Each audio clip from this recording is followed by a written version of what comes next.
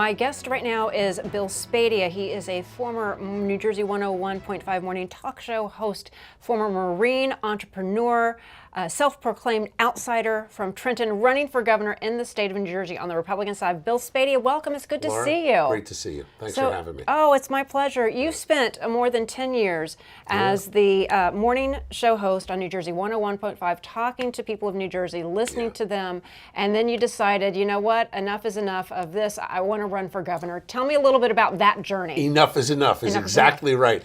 You said it right. For 10 years, I've been listening. And, you know, people in New Jersey will tell you what's on their mind. It's that Jersey edge that we have. There's a certain personality here.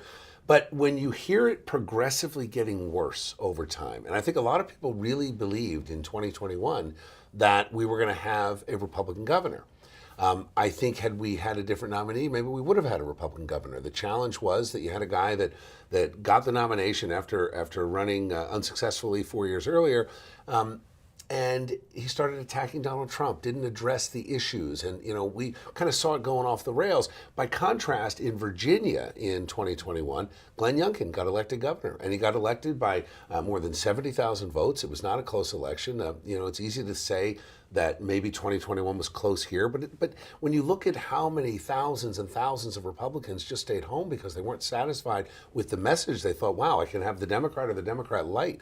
That was the problem. So for me, I had no intention of getting back into politics. I mean, politics for me was 2 decades ago. Well, that's the first time you and I met. That's when you and I met, when I was running for Congress back in 2004. Yes, right. So, you know, that was a great experience. I took on a challenge that no Republican wanted to take on. That was the old 12th district with Rush Holt was the congressman. I mean, this was a district overwhelmingly Democratic, and I took it on, and we outperformed expectations. I didn't win, but we went from 20% to 40% on election day in about a 5-week period, just knocking on doors. So my whole career has been listening to people, talking to people, engaging with them in a very real way.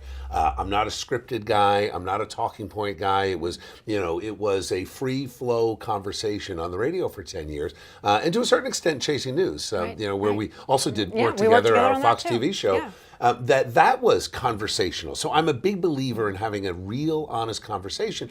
So I started to have that conversation with our listeners 2022 and into 2023, and decided that when I heard that the Republican Party could not come up with a better choice than Jack Ciattarelli, time to run. And now it's a very competitive 2-man race. Well, and there are other candidates in the race, and I don't mean John Bramnick, I'm not going to knock any of them because I think John is a good guy. I've known John for a long time. I think way too moderate for a Republican primary, and I think his problem is that he spent too much time attacking Donald Trump. I mean, and I would say the same thing for Jack Ciattarelli. It's a huge problem in a Republican primary when you have a history, years-long history, of attacking the guy that speaks to most Americans right now. Right. Well, I definitely want to talk about Donald Trump. Yeah. And your support of him, how you've been supporting him since day one. Yeah. But more, what I want to get back to, you know, you talk about you as somebody at New Jersey 101.5 listening to your listeners. Me as a reporter, every candidate, every issue I've covered when it comes to New Jersey's race for governor, when it comes to Senate, Assembly, whatever races, the cost of living, it's too much. It's too high. Is that what you're hearing? Can you talk about your issues you're running on? It's 3 things. It's affordability, number one, and that is both cost of living, but it's also the high cost of government in this state, where you've got our education portion of the taxes are so high, 50 to 70% of your real estate taxes, and it's unaffordable. The average tax is $10,000, and you've got an anchor program which is basically just throwing crumbs to people. I mean, the anchor rebate program averages $700 on a $10,000 tax bill. It's not sustainable. It's why 7 out of 10 moves are out of state. So affordability is a big part of it. But you know, the other side of it is safety, public safety, and there are really 2 sides to public safety as I see it. Number one, the sanctuary state is unsustainable. Now, the sanctuary state that was pushed by Biden and Harris, and the doors were just opened by Phil Murphy, it's not just a public safety issue. It's also an affordability issue. We estimate $7.4 billion a year with the cost of illegal immigrants. And my opponent, Jack Ciattarelli, still supports licenses for illegals, still supports in-state tuition, supported it vocally, and was on the side of voting to make sure that taxpayer dollars were there to subsidize higher education for people who are not here legally. So all those things feed into it. So it's public safety, it's affordability. But then there's something about government efficiency. One of the things I really learned, especially through COVID, that when people were waiting for their unemployment checks and they couldn't get somebody on the phone and it would be months of delays. I mean, these are folks that are living week to week and you're counting on that check, whether you are a seasonal worker, whether you're in construction, whether you were shut down during COVID, and the delays and can't get someone on the phone, can't get a check out of government. So we're going to implement New Jersey Doge. Wow. And I said this funny story. I know I love this format that we can actually have a conversation. Yeah. So I'm at the New Jersey Chamber of Commerce, the walk to Washington, get invited, and all the Democrats and Republicans are on stage. And I believe I am the only candidate for New Jersey governor to have ever been booed at a New Jersey Chamber event. Wait. I got booed. You got booed at the chamber train. Because they went through the what are you going to do on your first day? Well, my first day is going to be busy. And they go through all the candidates and they all have some idea or another. I said, first thing I'm going to do is call Elon Musk and implement ONNJ Doge. Wow. And they booed. But the reason is it wasn't all business owners. There are a lot of lobbyists and connected consulting firms and lawyers. And Laura, that's the challenge in New Jersey, that you've got this professional political class that makes money and benefits on the backs of working class New Jerseyans. One thing that I have said from day one, and I've been talking about this now for 10 years in broadcast, is reinstating the cost of living adjustment for our police and firefighters. It was taken away, in 2011 between that deal with Christie and Sweeney, and it's not right. And I say this. We've looked at the numbers. I've talked to the FMBA, I've talked to the PBA, the FOP. It's about $65 to $85 million a year to reinstate that. Now, out of a $58 billion budget, how our state government has not been able to put aside $60, $70 million to keep our cops and firefighters whole in retirement is beyond me, because it's an investment in keeping them here. Right. We want people to stay here. That's the issue. We spend so much on education. Yeah. And we have some of the best public schools, yet we have some of the worst public schools that people are failing. Yeah. When you talk about New Jersey Doge, and we look at what Donald Trump is doing on the national level, Department of Education, abolishing that, can you talk a little bit about that and your plans? Because so much of our property taxes, it goes to education, because you have, every town has its own school districts. There are towns with their school districts, and there are no students. Consolidation is certainly a part of it, I think. I also believe that school choice, that the money should follow the child. It is so difficult. Why is this so difficult? Because the NJEA is too powerful. And the New Jersey Teachers Union is so powerful. And I've said this, I'm a pro-union Republican. I'm also in favor of the companies that don't have unions. I think we have enough competition and enough opportunity in this state for union and non-union to get to work. But when I look at a union, the FOP, the PBA, you're looking at a union, the PSA for the firefighter, the PFA, all these different groups out there. They represent their guys. They advocate for their guys. I had a conversation actually on the drive here with a corrections officer who was suspended for more than a year for refusing the COVID vax. And she said, I was reinstated soon after, but part of it was because my union fought for me. The NJEA does not fight for the teachers. Where was the NJEA when our teachers were either forced to vaccinate or be tested twice weekly? Something that my opponent, Jack Ciattarelli, supported. He supported them being forced to vaccinate or test twice a week. Unconscionable. We should not have any mandate like that. But the NJEA doesn't stand up for their guys. And when you look at the money, follow the money. Why has nothing been done? Because you've got Republicans and Democrats. You've got the Senate leader on the Republican side taking a big fat check from the NJEA every campaign cycle. How can you negotiate in good faith to bring our costs down? What are we going to do about it? Number one, we're going to open the door to charter schools. This is something that will bring our costs down. If you look at the average charter school across the state, they are educating a child for 2/3 the cost. In many cases, private schools are doing it for 1/3 of the cost. And the School thing about choice. well, the thing about charter schools is a lot of them are in urban areas and they're specific for very disadvantaged individuals. I have special ed kids, Yes. and the choices they are very limited. So Your money should follow your children. And why, as a mom of special needs kids, why do you not have accessibility with your tax dollars to a charter school? And this is what I find should. very frustrating. I kind of know how to navigate my way around. If I have a hard time navigating my way around, I can't imagine what other families are, trying to understand those layers of bureaucratic red tape that they have to get through. And I think that this brings me to my next point is during COVID, being in the depths of fighting and advocating for my kids, I kind of knew what was going on in the education system.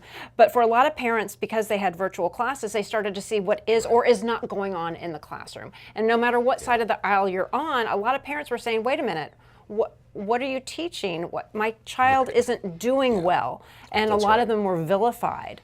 And you made they were labeled unfairly just because they were saying, well, wait, I just want my kid to learn, and something is a disconnect. I think COVID changed a lot of things. A lot of people's eyes were opened. Did anything click with you during that time, and what have you seen, heard?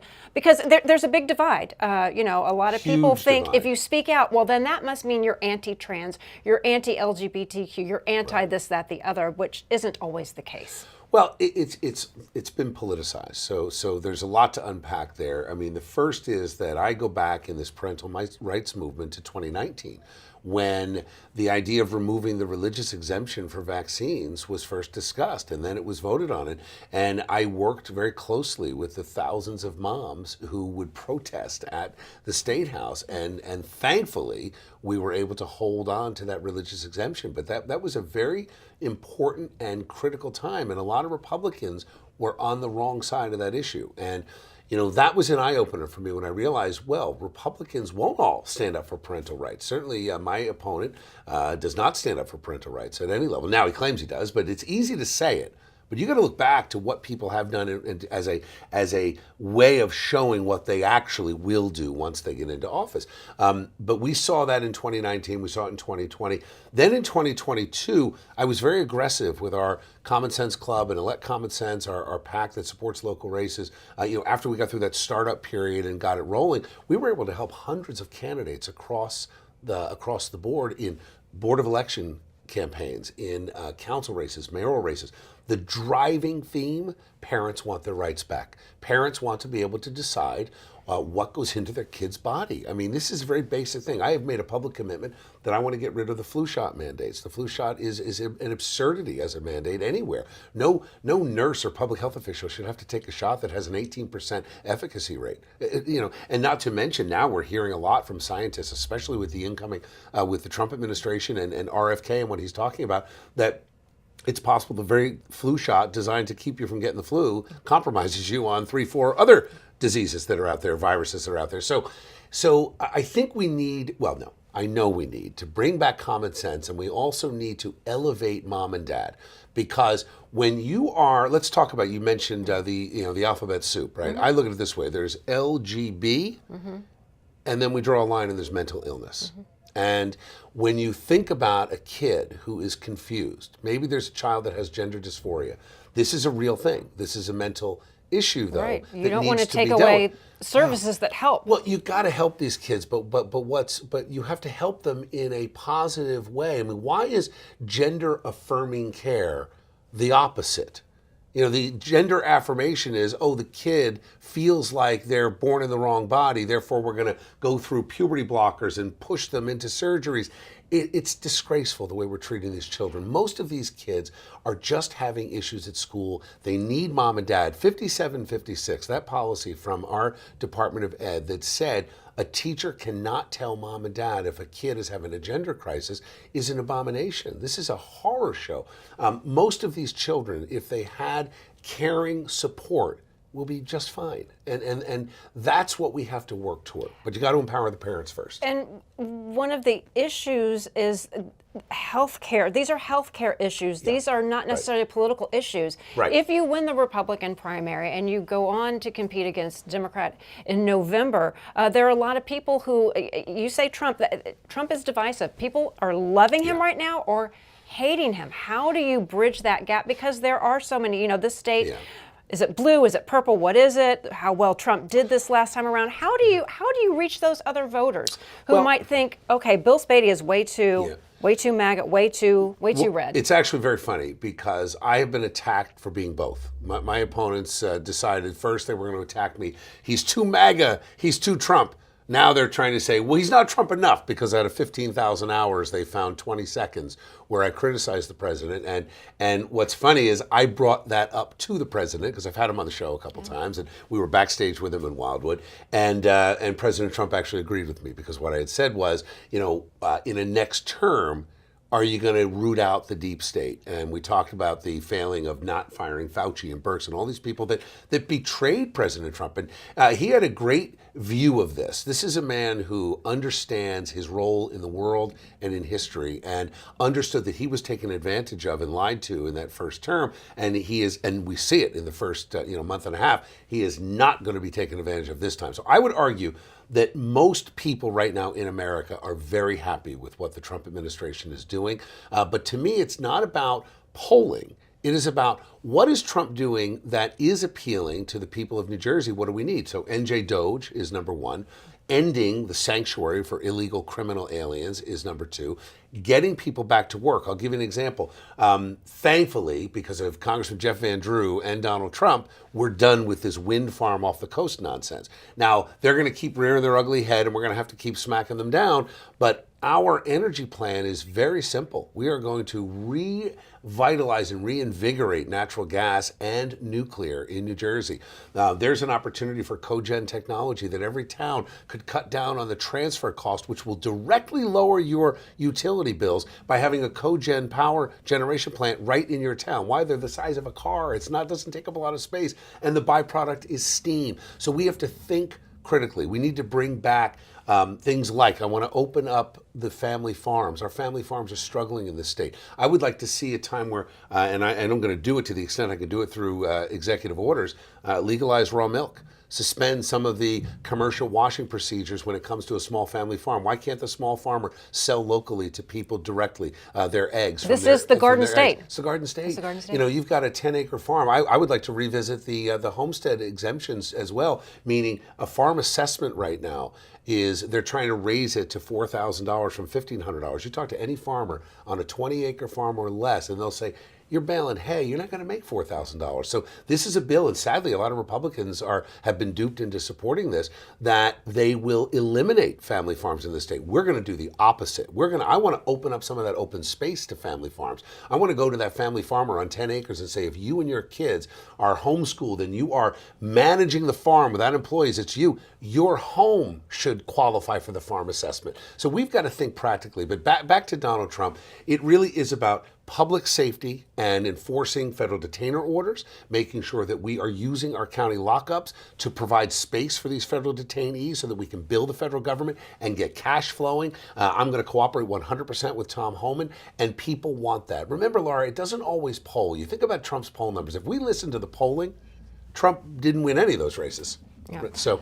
Final thoughts here. Yeah. You've touched on so many issues, and there's some we weren't able to get to. But if you were able to talk to the voters, what separates you? What do you want the voters? Top three things you want them to know about Bill Spadea. What the voters need to know: I served in the Marine Corps. I'm an entrepreneur. I've started businesses. I worked in the corporate world, managing millions of dollars and thousands of people over my career, and I have been listening. And I do understand that we have to get a governor in office who understands the most important three buckets of where we need policy changes. Number one is in affordability, and we're going to do that with our tax plan that's going to eliminate senior taxes for education starting at age 55, zeroing it out by the time they get to 70. How are we going to do that? We're going to bring in charter schools. We're going to bring in school choice. Money follows the kid, and we're going to lower those costs. So that's on the affordability issue. On the issue of public safety, we absolutely have to start enforcing the law. We've got to cooperate fully with the federal government and make sure that we are ending the sanctuary state in New Jersey. I'm going to end the 2018 sanctuary state,